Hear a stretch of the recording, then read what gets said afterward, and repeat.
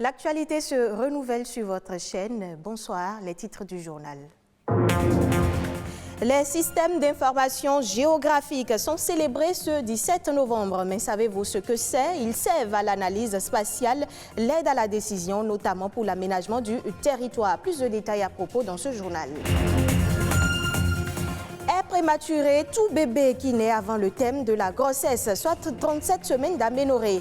Une situation qui expose le nouveau-né à des risques. La prématurité, on en parle ce 17 novembre.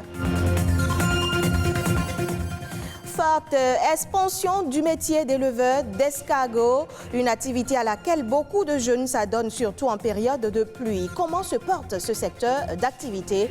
Un éleveur d'escargots va nous éclairer.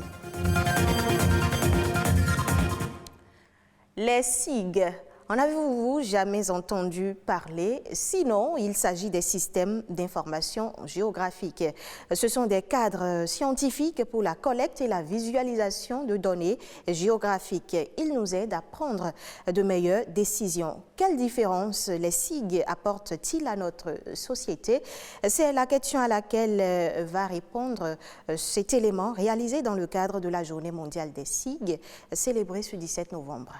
Yezidou Toukourou est un géomètre expert. Cette profession l'oblige à faire usage d'un logiciel particulier pour enregistrer ses données, le logiciel du système d'information géographique, SIG. Si on doit prendre 10 ans pour réaliser une carte, au moment où la carte sort, elle est déjà dépassée. Parce que sur le terrain, les gens ont déjà construit déjà des évolutions. C'est pour ça qu'on a pensé au SIG. Un système informatique qui peut nous permettre de produire des cartes. On intègre les données aujourd'hui, on a la carte en même temps. Le SIG est un outil informatique qui aide à représenter et analyser tout ce qui se trouve sur Terre. Il joue 3 fonctions essentielles, la collecte et la gestion des données, l'analyse et l'affichage. Il y a les logiciels qu'on appelle les logiciels SIG. C'est des logiciels qui permettent de collecter ces données-là. Et la plupart de ces logiciels sont des logiciels qui gèrent une base de données géographique. Le plan, les informations sur chaque propriétaire sont dans une base de données qui est au niveau de la NDR par exemple. La création de cartes et l'analyse géographique ne sont pas des procédés nouveaux, mais les SIG procurent une plus grande vitesse et proposent des outils sans cesse innovants dans l'analyse, la compréhension et la résolution des problèmes. Et les géographes ne manquent pas de mots pour l'expliquer. Ça nous permet de comparer l'existant par rapport au présent pour pouvoir prendre des décisions pour l'avenir. Aujourd'hui, sans SIG, on ne peut pas parler du développement. SIG intervient dans la planification urbaine.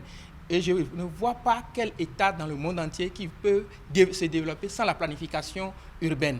Ça intervient aussi dans le domaine de l'hydrologie. L'évolution du digital oblige les entreprises à ne pas se passer du SIG pour réduire les coûts de gestion. Imaginez que la Sogema a un SIG pour gérer le marché de Nantopa.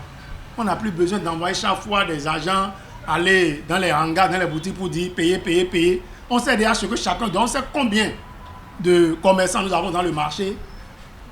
En fonction des activités de chacun, combien chacun doit payer et combien doit générer cette collecte-là. On n'a plus besoin d'envoyer des agents qui peut-être iront et puis les vendeuses vont négocier avec eux pour dire bon, revenez demain ou bien bon, prenez ça là. Les collectivités locales ont aussi beaucoup besoin de SIG. Si vous prenez par exemple la commune de Parakou, je sais qu'elle est très avancée dans ça. Parakou est en train de mettre en place même un SIG pour la gestion du foncier dans toute la commune de Parakou.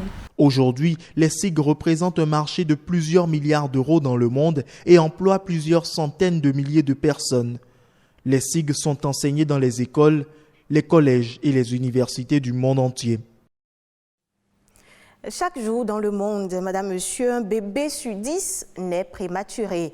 Et par pays, le taux des naissances prématurées varie entre 5 et 18% des bébés nés. Ce 17 novembre est aussi la journée mondiale de la prématurité. Une équipe de notre rédaction s'est intéressée aux causes de ce phénomène et aux moyens de prévention de la prématurité. Mariette garde dans ses bras son 4e garçon. À 14 mois aujourd'hui, le bébé réagit comme les enfants de son âge. Pourtant, son accouchement fut des plus surprenants et effrayants pour sa mère. Mon enfant est né à 6 mois et demi. Les contractions ont commencé un jour seulement. Et pour moi, c'était comme des douleurs qui allaient passer de temps à autre, mais les douleurs s'amplifiaient jusqu'à ce que je suis allée à l'hôpital. Et là, on m'a dit que j'étais en travail. Donc, Et on m'a amené directement à la salle d'accouchement. Le temps d'aller payer les consultations et autres frais là, non, l'enfant est déjà sorti.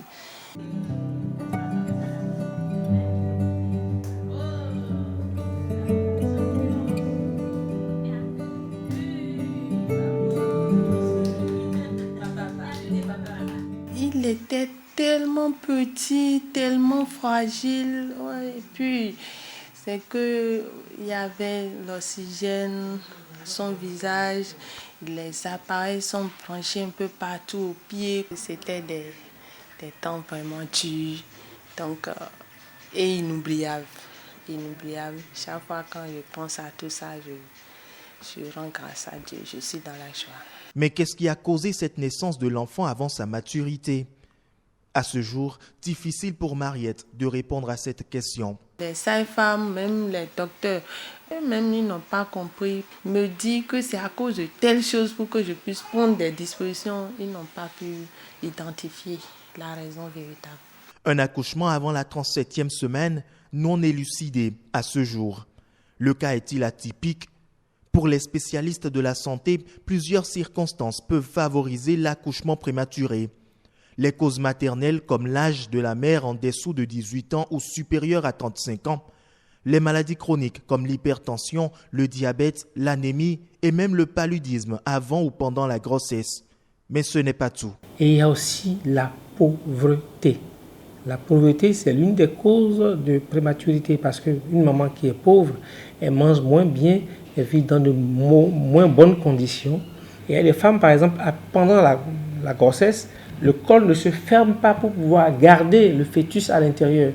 Donc quand on détecte ça, on prend des mesures adéquates pour permettre à cet enfant-là de ne pas sortir plus tôt que prévu. Prévenir la prématurité de l'enfant revient donc à assurer une veille sanitaire permanente. La première chose que moi je vais dire, c'est l'éducation sexuelle. Empêcher nos jeunes filles de moins de 18 ans de tomber enceintes. La deuxième chose, lorsqu'une maman a déjà fait un prématuré, elle a des grandes chances de faire des prématurés aux autres grossesses. Parce que comme on le dit en médecine, les mêmes causes produisent les mêmes effets. La prématurité représente 6,2% des naissances. Elle est la plus forte cause de mortalité et de morbidité périnatale. Au Bénin, la commercialisation de l'escargot demeure faible. Pourtant, sur le marché, la demande est forte. José Migan, éleveur d'escargots, nous peint ici le tableau de son secteur d'activité. De nos jours, les gens commencent par découvrir les qualités et valeurs nutritives de l'escargot. Ça fait que la demande augmente.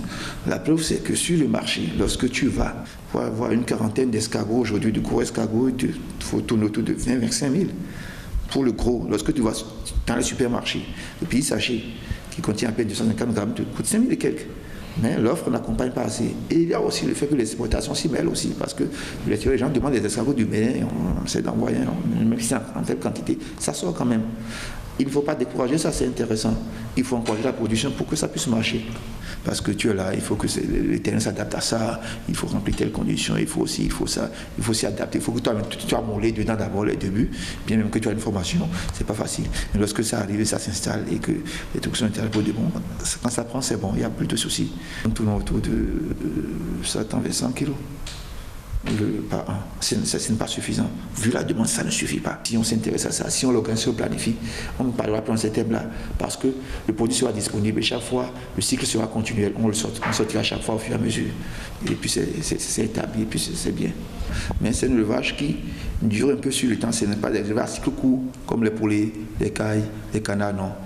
Chez les escargots, il faut attendre 6 mois ou 8 mois pour avoir des choses de taille moyenne.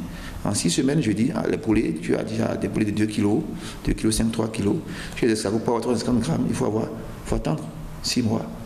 Vous voyez que la différence est là, ça fait que c'est un peu lent. C'est un élevage très intéressant en termes d'apport de devises.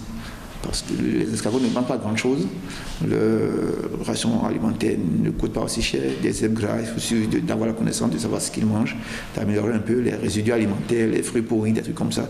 Ils consomment ça, satiété et ils se développent normalement. Et on fait brièvement le tour de quelques sujets à présent en page Nation. Voici la Nation en bref, présentée par Nadège Omoladessani.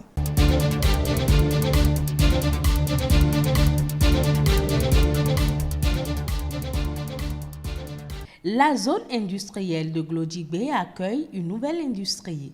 Un accord a été signé entre l'Agence de promotion des investissements et des exportations à pièces et le groupe NKS pour l'installation d'une unité de transformation de noix de cajou. 13 milliards de francs CFA seront investis pour ce projet d'une capacité annuelle de traitement de 30 000 tonnes de cajou. L'implantation de cette unité de traitement va générer environ 600 emplois directs et des milliers d'emplois indirects. Une campagne nationale de vaccination contre la COVID-19 vient d'être lancée par le gouvernement béninois. Une campagne de mois qui couvre la période du 15 novembre au 15 décembre 2021. Pour le ministre du Plan et du Développement, Abdoulaye Biotchane, qui a présidé la cérémonie officielle, la campagne vise à rapprocher le vaccin des citoyens. Plus de 1000 agents sont mobilisés pour la cause. Ils seront répartis en postes fixes et avancés ou mobiles dans tous les arrondissements sur l'ensemble du territoire national. Une plateforme de service des relations avec les usagers, SRE, sera installée par le ministère de la Fonction publique. Le guichet SRE est un portail de facilitation des démarches administratives. Désormais, tous les fonctionnaires de l'État travaillant dans les zones les plus reculées pourront effectuer en un clic des démarches administratives sans se déplacer sur Cotonou. Le SRE sera implanté dans 2 départements du Bénin, mais le gouvernement prévoit d'installer ce dispositif dans les 77 communes du Bénin. Le Bénin compte désormais 9 professeurs agrégés en sciences économiques, sciences de gestion et en droit privé. Ils sont admis au 20e concours d'agrégation organisé par le Conseil africain et malgache pour l'enseignement supérieur, CAMES.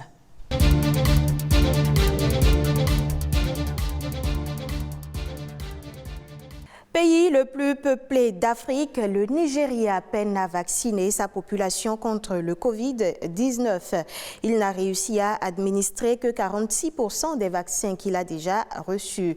Grâce à l'achat de nouveaux sérums et à l'implémentation d'une obligation vaccinale pour les fonctionnaires, l'État veut inverser cette tendance. Le Nigeria compte vacciner 50% de la population cible contre le coronavirus, soit 55 millions de personnes d'ici la fin du mois de janvier 2022.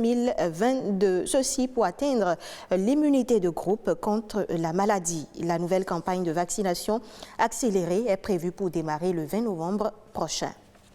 Merci pour votre aimable attention. C'est la fin de ce journal-là retrouvé sur le site de l'ORTB, www.ortb.bj.